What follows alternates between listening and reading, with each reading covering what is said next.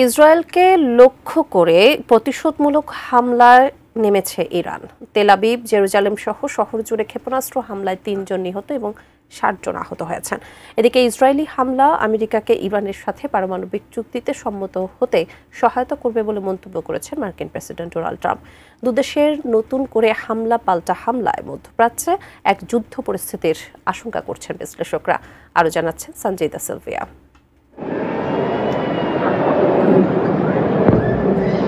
শনিবার ভোর থেকেই ইসরায়েলের আকাশ জুড়ে ইরানি ক্ষেপণাস্ত্রের মহড়া। রাত থেকে বাজতে থাকা সাইরেনের শব্দে আতঙ্ক ছড়ায় ইসরায়েলের বিভিন্ন শহরে। আয়রন ডোম সক্রিয় করে সেগুলো প্রতিহত করার চেষ্টা করলেও ইরানি ক্ষেপণাস্ত্র সেগুলো ভেদ করে মধ্য ইসরায়েল, জেরুজালেম, তেল আবিবের মতো বড় শহরগুলোতে উল্লেখযোগ্য ক্ষয়ক্ষতি করে। তেল আবিবের দক্ষিণে রিশন লেজিয়ন এলাকায় ইরানের ক্ষেপণাস্ত্র হামলায় এক ইসরায়েলি নিহত হয়েছেন। ক্ষতিগ্রস্ত হয়েছে বেশ কয়েকটি ভবন, আহত হয়েছেন অনেকে। এর আগে মধ্য ইসরায়েলের রামেইলি শহরে মারা গেছেন আরও একজন, সেখানে আহত হন অন্তত ১৯ জন। এছাড়া গুশদান এলাকায় ক্ষেপণাস্ত্র হামলায় কমপক্ষে ৩৪ জন আহত হন। ইরানের ক্ষেপণাস্ত্র হামলা থেকে সুরক্ষা পেতে বেসামরিকদের আশ্রয়কেন্দ্রের ভেতরে থাকতে আহ্বান জানিয়েছে ইসরায়েলি সামরিক বাহিনী IDF।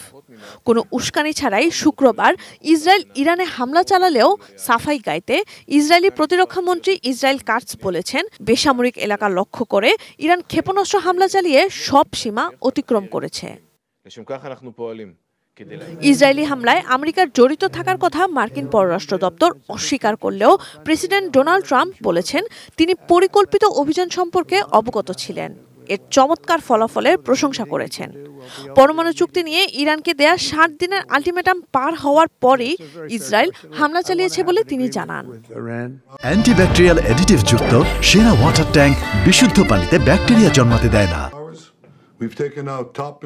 এর আগে ইসরায়েলের প্রধানমন্ত্রী বেনিয়ামিন নেতানিয়াহু ইরানকে সতর্ক করে বলেন আরও হামলা হবে।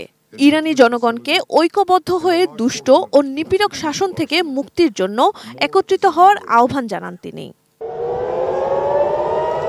ইরানের সর্বোচ্চ নেতা আয়াতুল্লাহ আলী খামেনি বলেছেন, ইরানের সশস্ত্র বাহিনী ইসরায়েলের বিরুদ্ধে শক্তিশালী প্রতিক্রিয়া জানাবে।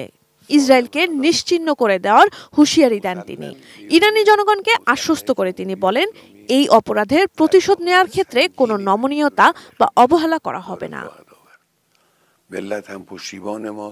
Sanjida Sylvia, desk report, ATN news.